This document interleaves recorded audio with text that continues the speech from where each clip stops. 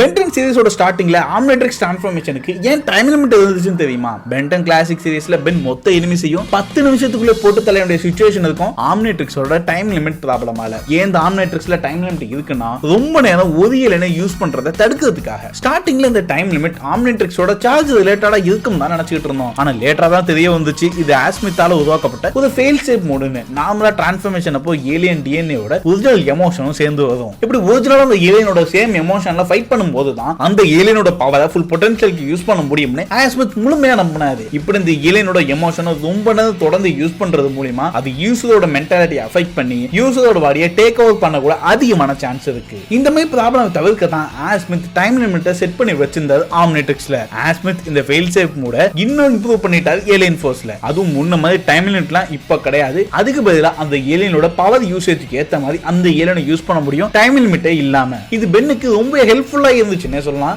இதனாலதான் pen master கண்ட்ரோல unlock பண்ணி use பண்றப்ப கூட ஒரே ஏலியனை தொடர்ந்து யூஸ் பண்ணாம பல ஏலியனை ஸ்விட்ச் பண்ணிக்கிட்டே இருப்பான். பென் 10,000 அப்படிதான் ரொம்ப நேரம் ஒரே ஏலியனை யூஸ் பண்ணாம தொடர்ந்து பல ஏலியனை டிரான்ஸ்ஃபார்ம் ஆகிட்டே இருப்பான் ஏலியன் பாடியை டேக் ஓவர் பண்றதை தடுக்கிறதுக்காக. இது மட்டும் இல்லாம பல ஏலியனை டிரான்ஸ்ஃபார்ம் ஆகி அட்டாக் பண்றது மூலமா பவர்ஃபுல்லான அட்டாக் யூஸ் பண்ண முடியும். இந்த தேதியை பத்தி நீங்க என்ன நினைக்கிறீங்கன்னு மறக்காம கமெண்ட் செக்ஷன்ல சொல்லுங்க.